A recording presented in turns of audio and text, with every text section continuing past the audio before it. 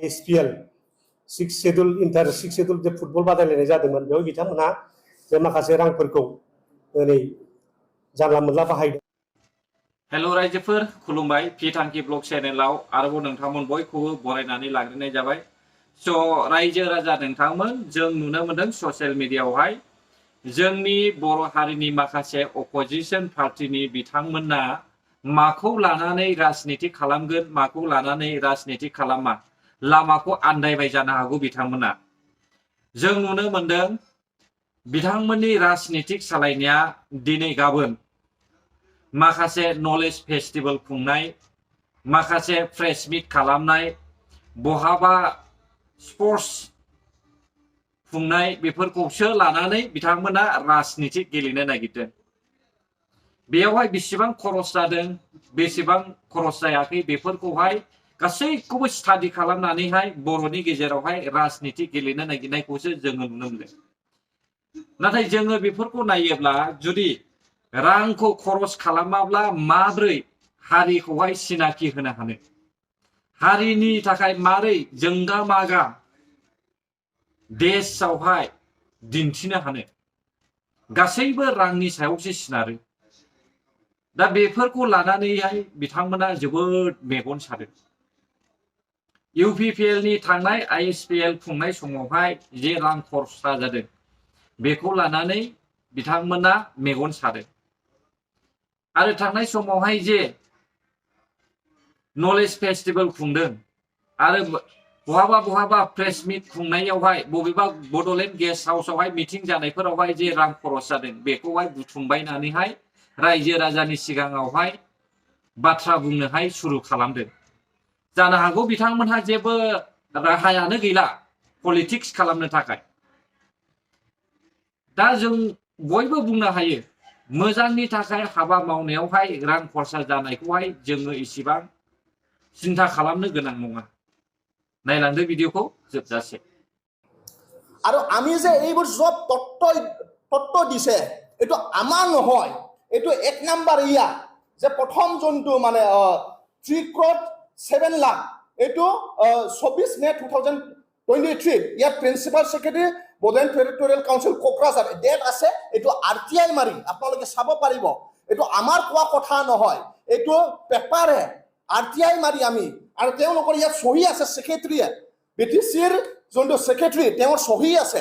এইটো তথ্য আমি একে মুখত কোৱা নাই, প্ৰত্যেকটো তথ্য তেওঁলোকক কোৱা। এইটো 3.50 লাখ এইটো 24 মে 2023 ইয়াতো secretary BTC Bodoland territorial council secretary signature আছে।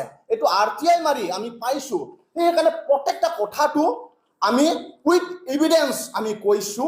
সেইকাৰণে আমি আশাবাদী এই যে এডুকেশ্যন ডিপাৰ্টমেণ্টত যোনটো পইচাটো স্পৰ্টছত মিছ ইউজ হলে আমাৰ ছাত্ৰ ছাত্ৰীৰ ভৱিষ্যতৰ কাৰণে এইবোৰ পইচাটো আমাক দিছিলে, কিন্তু সন্মানীয় এডুকেশ্যন প্ৰমোদ বড়ো তেখেতে শিৱে এডুকেশ্যন আৰু প্ৰিন্সিপাল সেক্ৰেটাৰী আৰু এডুকেশ্যন ডাইৰেক্টৰ তেওঁলোকক হাই লেভেল তদন্ত দিয়ক যাতে ছাত্ৰ ছাত্ৰীৰ ভৱিষ্যত সুৰক্ষিত কৰিবৰ কাৰণে এই হাই লেভেল তদন্তটো সন্মানীয় অসমৰ চিফ মিনিষ্টাৰ তেখেতে আমাক দিয়ে। बिनि सायाव फंनैसो बाथ्रा बुंनो नागिरदों जे थांनाय ISPL 2022 मायथाइयाव जोंनि क'क्राझाराव मुसलपुराव आरो गोबां जिल्लायाव दिनैहाय ISPL सिक्स शेड्यूल जे फुटबल बादायलायनाय जादोंमोन बेयाव बिथांमोनहा जे माखासे रांफोरखौ दिनै जानला मोनला बाहायदों। BTCनि रांखौ बिथांमोनहा थिग मथ' बाहायाखै। बिथांमोना जे मोनफा मोनफा फिसा फिसा खामानियावनो कौटि थाखा बाहायनानै जोंनि BTCनि फैसाफोरखौ दिनै बाहायनानै जे डेभेलपमेन्टेल खामानियाव बाहायनांगौखौ दिनै बिथांमोना माने अनास्था खालामदों। दा बिनि सायाव फंनैसो बाथ्रा बुंगोन जे बिथांमोनहा बे ISPLनि नामाव जे थाखा बाहायदों डिस्ट्रिक्ट लेभेल अर्गेनाइजिं कमिटि क'क्राझाराव बिथांमोना जे बाहायदों दा बेवहाय 3,07,81,843 थाखा बे रांखौ बिथांमोना बाहायदों, जेराव माने एफा बुरजा थाखा बाहायनांगौ गैयामोन। जायखिजाया माने बे अर्गेनाइज खालामनायनि थाखायल' मोनसे बिथांमोना कुचिं बेफोरखौ खालामदों जानो हागौ, नाथाय बेवहाय जोंनि हिसाबाव बेबायदि फैसा थांथावामोन। आरो बिथांमोनहा बे ट्रफि एरेन्जमेन्टनि थाखाय जे माखासे जे फिल्डफोराव गेलारि गैया मा गैया बेवहाय टेम्परारि गेलारि बानायनाय, दंफांनि गेलारि बानायनाय, औवा खुन्थिया गायनानै बानायनाय टावेल बायनाय माखासे स्टेज डेक'रेसन दा बेफ्राव KDSC फिल्डआवनो बिथांमोना गासै 3,50,98,1 थाखा रां थाइसे रां बेखौ बाहायदों दा नैबे उडेन टेम्परारि प्लेंकिंआ जुदि दिनै बायनानै होजादोंमोनब्ला दिनै बे जोंनि BTC सरकारनि सम्पति जानानै थानांगौमोन नाथाय बे सम्पतिया दिनै हयथ' BTC आव गैला जों बेखौ खोनानो मोनदों दा बे हयथ' सोरबा कन्ट्रेक्टरा लांबाय बा सोरबा माबाया लांबाय दा बेहाय देखायदों खिन्थु BTC आनो बायनाय देखायबाय थादों बेखौ दा बेबादि हिसाबै बिथांमोना फैसाफोरखौ मिसइउज खालामबाय थादों आरो दिनैहाय लोगोसे दिनैहाय माखासे आर'नाइ बायनाय जुथा बायनाय माबा बायनाय बेबादियाव वेस्टकट बायनाय टि सार्ट बायनाय जे टि सार्ट जे बानायदोंमोन बिथांमोना बेवहायबो गासै 2,59,08,354 थाखा बे फैसाखौ बाहायबावदों दा बेबादिनो फिसा फिसा आइटेमनि सायावनो गोबां थाखा बिथांमोना बाहायनायखौ जों नुनो मोनदों आरो बे फैसाफ्रा गासिबो स्पर्ट्स डिपार्टमेन्टनि नङा गासिबो फैसाया जाहैबाय एडुकेसन डिपार्टमेन्टनि फैसाखौनो बिथांमोना डाइरेक्ट स्पर्ट्सआव लांनानै बाहायजोबदों आरो बेल' नंबावा दिनै आरो दंबावो